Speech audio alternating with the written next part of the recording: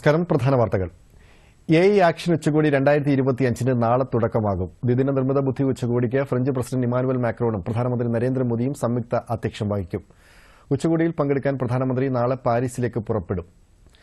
ആഗോള AI നയങ്ങൾ രൂപപ്പെടുത്തുക, നവീകരണം, ധാർമ്മിക ഉത്തരവാദിത്തം ഉറപ്പാക്കുക എന്നിവയാണ് ഉച്ചകോടിയുടെ പ്രഖ്യാപിത ലക്ഷ്യങ്ങൾ. പാരീസിലെ ഗ്രാൻഡ് പലായ്സിൽ AI ആഗോള സംഭാഷണത്തിനുള്ള തയ്യാറെടുപ്പുകൾ പുരോഗമിക്കുകയാണ്. 100ലധികം രാജ്യങ്ങളിൽ നിന്നുള്ള പ്രതിനിധികൾ, ഗവേഷകർ, സംരംഭകർ എന്നിവരും പൊതുസമൂഹ പ്രതിനിധികളും ചേർന്ന് ഭരണനിർവഹണം, സമ്പദ്വ്യവസ്ഥ, മൌലികാവകാശങ്ങൾ എന്നിവയിൽ നിർമ്മിത ബുദ്ധിയുടെ സ്വാധീനത്തെക്കുറിച്ച് ചർച്ച ചെയ്യും. യുകെയിലും ദക്ഷിണ കൊറിയയിലും നടന്ന മുൻ AI ഉച്ചകോടികളെ അടിസ്ഥാനമാക്കി ആഗോള AI മാനദണ്ഡങ്ങൾ സ്ഥാപിക്കാനും ഉത്തരവാദിത്ത AI വികസനം പ്രോത്സാഹിപ്പിക്കാനും ശ്രമമുണ്ടാകും. ഫ്രാൻസിൽ ഉഭയകക്ഷി ചർച്ചകൾക്ക് നേതൃത്വം നൽകുന്ന പ്രധാനമന്ത്രി ഇന്ത്യയുടെ പുതിയ കോൺസുലേറ്റിന്റെ ഉദ്ഘാടനവും നിർവഹിക്കും. തുടർന്ന് 2 ദിവസത്തെ സന്ദർശനത്തിനായി അദ്ദേഹം US-ലേക്ക് തിരിക്കും.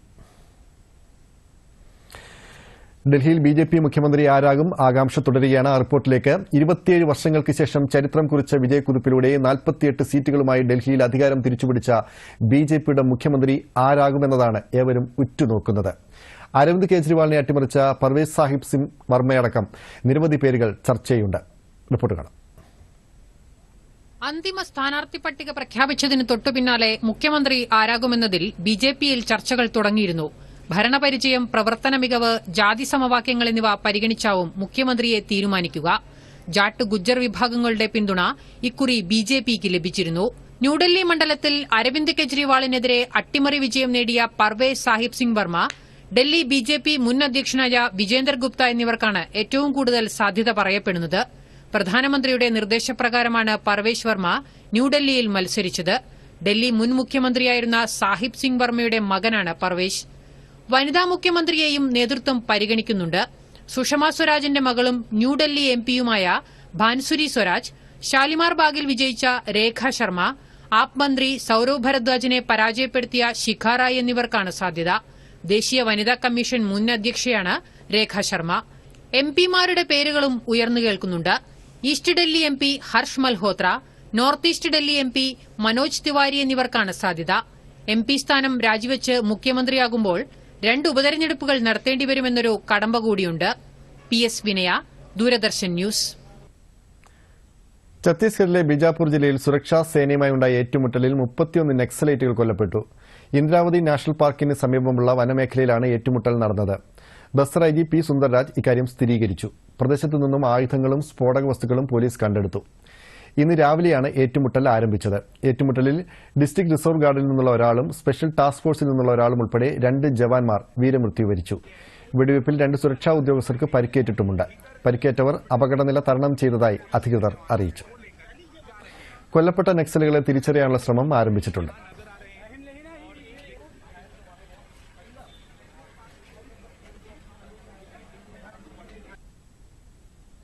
ഇനി കുംഭമേള വിശേഷങ്ങളിലേക്ക്.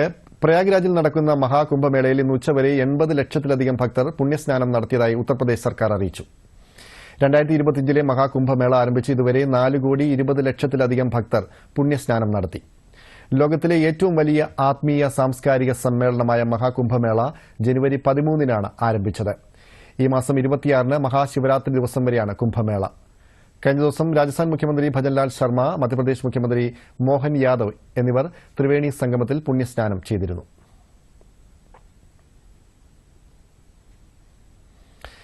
മഹാകുംഭമേളയെ പ്രശംസിച്ച് രാജസ്ഥാൻ ഉപമുഖ്യമന്ത്രി ദിയ കുമാരി, കുംഭമേളയ്ക്കായി വളരെ മികച്ച ക്രമീകരണങ്ങളാണ് പ്രയാഗ്രാജിൽ ഒരുക്കിയിരിക്കുന്നതെന്നും അവർ പറഞ്ഞു. കുംഭമേളയിൽ പങ്കെടുക്കാനായതിൽ അതീവ സന്തോഷമുണ്ടെന്നും അവർ കൂട്ടിച്ചേർത്തു. बहुत ही अच्छा लगा और बहुत अच्छे हमारा स्नान भी हुआ. मुख्यमंत्री जी ने भी सभी हमारे विधायकों को, पूरे मंत्रिमंडल को यहाँ पर लेके आए और प्रयागराज की पावन धरा पर हम सभी को यहाँ आने का अवसर मिला और बहुत ही अच्छा, व्यवस्थाएं भी बहुत अच्छी थी. मैं धन्यवाद देना चाहूंगी उत्तर प्रदेश की सरकार को, यहाँ के हमारे योगी जी मुख्यमंत्री जी को, प्रशासन को, कि बहुत अच्छा व्यवस्थाएं बहुत अच्छी थी. करोड़ों की संख्या में रोज यहाँ पर लोग आ रहे हैं, लेकिन उसके बावजूद भी सफाई भी इतनी अच्छी, व्यवस्थाएं भी इतनी अच्छी. കൂടുതൽ വാർത്ത കാണാം ഇടവേളയ്ക്ക് ശേഷം. സ്വീറ്റ്സ് ഒക്കെ ഞങ്ങളുടെ കാലത്ത്. അപ്പോ നിങ്ങളുടെ കാലത്തേക്ക് ചെല്ലൂ. റൊമാൻസ് ഒക്കെ ഞങ്ങളുടെ കാലത്ത്. പേയ്മെന്റും അതേ കാലത്തെ അല്ലേ ചങ്ങാതി? ഡിജിറ്റൽ പേയ്മെന്റ് നടത്താൻ പഠിക്കൂ. പുതിയ കാലത്തെ ഈസി, സേഫ്, പിന്നെ ഫാസ്റ്റ്. ഞാൻ ഇവരെ ഡിജിറ്റൽ പേയ്മെന്റ് നടത്താൻ പഠിപ്പിച്ചു. നിങ്ങളോ? ഒരു സെൽഫി എടുക്കാം. ഇത് നമ്മുടെ കാലത്തെയാ. RBI പറയുന്നു ഡിജിറ്റൽ പേയ്മെന്റ് നടത്തൂ, മറ്റുള്ളവരെയും പഠിപ്പിക്കൂ. भारत में सालाना हजारों लोग हाथी पांव नाम की बीमारी की चपेट में आकर जीवन भर के लिए अपाहिज हो जाते हैं। मलेरिया की तरह ही हाथी पांव एक मच्छर के काटने से फैलता है और ये याद रखिए कि हाथी पांव का कोई इलाज नहीं है।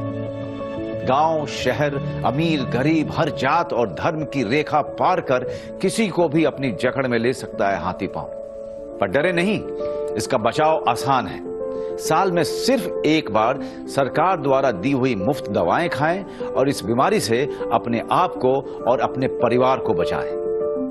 10 फरवरी से हाथी पांव से बचाव की दवा अवश्य खाएं। अपने आप को और अपने परिवार को इस दर्दनाक बीमारी से बचाएं। भारत सरकार द्वारा जनहित में जारी. വയനാട്ടിലെ മനുഷ്യ വന്യജീവി സംഘർഷം പരിഹരിക്കുന്നതിനുള്ള പ്രതിജ്ഞാബദ്ധത ആവർത്തിച്ച് പ്രിയങ്ക ഗാന്ധി MP. മനുഷ്യ വന്യജീവി സംഘർഷം സങ്കീർണമായ പ്രശ്നമാണെന്ന് അവർ നിരീക്ഷിച്ചു.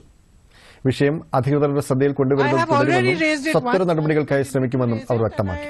I think it's something that we need to look into, and it's a complex issue. It doesn't have easy solutions, but I will definitely put as much pressure and raise it as much as I can.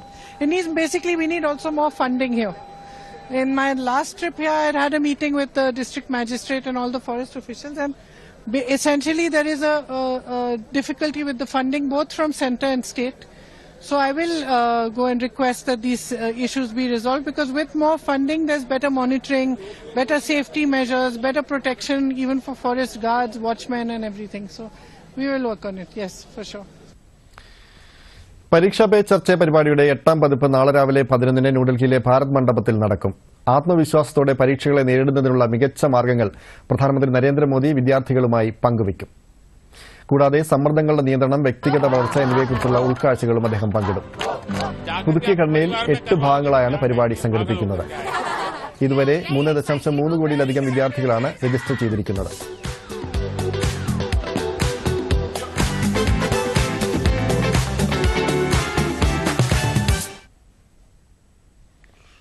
തമിഴ്നാട്ടിലെ പുതുക്കോട്ടയിൽ ജല്ലിക്കെട്ടിന് തുടക്കമായി. മുന്നേശ്വരം ക്ഷേത്രോത്സവത്തിന്റെ ഭാഗമായാണ് ഇന്ന് ജല്ലിക്കെട്ട് ആരംഭിച്ചത്.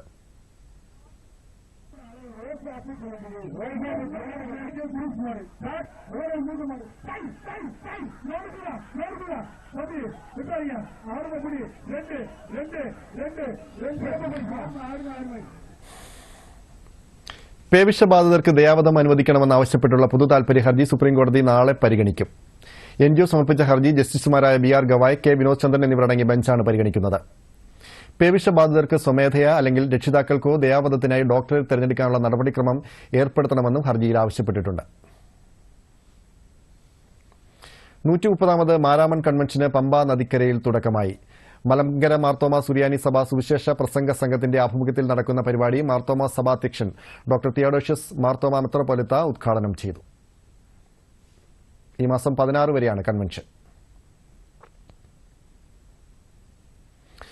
അതേസമയം 7 ദിനങ്ങളായി പമ്പ മണപ്പുറത്തെ വിദ്യാധിരാജ നഗറിൽ നടന്നുവരുന്ന 113ാമത് ചെറുകോൽപ്പുഴ ഹിന്ദുമത പരിഷത്തിന് ഇന്ന് സമാപനമാകും. സമാപന സമ്മേളനം നിയമസഭാ ഡെപ്യൂട്ടി സ്പീക്കർ ചിറ്റയം ഗോപകുമാർ ഉദ്ഘാടനം ചെയ്തു. ദക്ഷിണ ഭാഗീരഥിയായ പമ്പയിൽ വൈകിട്ട് 6:30 കുംഭമേളയും പമ്പ ആരതിയും നടക്കും.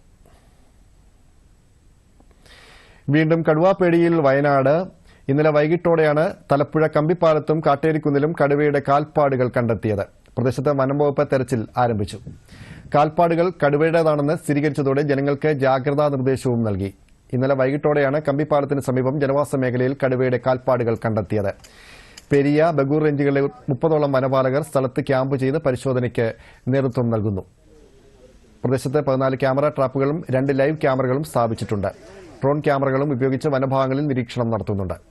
രാത്രികാല പരിശോധനയും പട്രോളിംഗും ഭാഗങ്ങളിൽ നടത്തും. ജനങ്ങൾ രാത്രികാലങ്ങളിൽ ഒറ്റയ്ക്കുള്ള യാത്ര കഴിവതും ഒഴിവാക്കണമെന്ന് നോർത്ത് വയനാട് DFO അറിയിച്ചു. താമസിക്കുന്ന ജനങ്ങൾ മുഴുവൻ ആശങ്കയിലാണ്. അവരൊക്കെ ഈ കൃഷിയും വളർത്തുമൃഗങ്ങളുമായി ബന്ധപ്പെട്ടുകൊണ്ട് ഈ പരിസര പ്രദേശങ്ങളിലേക്ക് പോകുന്നത് വഴി അവരുടെ ജീവന്, അവരുടെ ഈ വന്യമൃഗങ്ങളുടെ ആക്രമണം അല്ലെങ്കിൽ പിലാക്കാവിൽ ഉണ്ടായിരിക്കുന്ന അതേ സാഹചര്യം സംജാതമാകുന്ന ഒരു സാഹചര്യത്തിലേക്കാണ് പോകുന്നതെന്നുള്ളത് വ്യാപകമായിട്ട് ജനങ്ങളുടെ ഇടയിൽ ഒരു ആശങ്ക സൃഷ്ടിക്കുന്നുണ്ട്. ഈ കടുവയെ പിടികൂടുന്നതിന് വേണ്ടിയിട്ട് കൂട് സ്ഥാപിക്കുകയും ഞങ്ങൾക്ക് സംരക്ഷണം നൽകുന്നതിന് വേണ്ടിയിട്ടുള്ള അടിയന്തര നടപടി സ്വീകരിക്കണമെന്നാണ് എനിക്ക് പറയാനുള്ളത്. ഭയങ്കര ആശങ്കയിലാണ് നിൽക്കുന്നത്. ഞങ്ങൾ പണിയും കയറിയിട്ടെല്ലാം 6:30-7 മണിയെല്ലാം ആവും. എങ്ങനെയാ വരിക എന്നുള്ളൊരു ബേജാറിലാണ് നമ്മൾ നിൽക്കുന്നത്. പിന്നെ മക്കൾ സ്കൂളും മദ്രസയിലെല്ലാം പോവുകയാണ്. എന്താന്ന് വിചാരിച്ചാൽ കൂട് വെക്കോ അല്ലെങ്കിൽ എന്താന്ന് വിചാരിച്ചാൽ ഇതിനെ കണ്ടുപിടിക്കണം. വീണ്ടും കടുവാപ്പേടിയിൽ വയനാട്. ഇതോടെ ഈ വാർത്താ ബുള്ളറ്റിൻ കഴിഞ്ഞു. ദൂരദർശൻ വാർത്തകൾ കേരള DD ന്യൂസ് എന്ന യൂട്യൂബ് ചാനലിൽ തത്സമയം ലഭ്യമാണ്. പ്രധാന വാർത്തകൾ ഇനി 6 മണിക്ക്. നമസ്കാരം.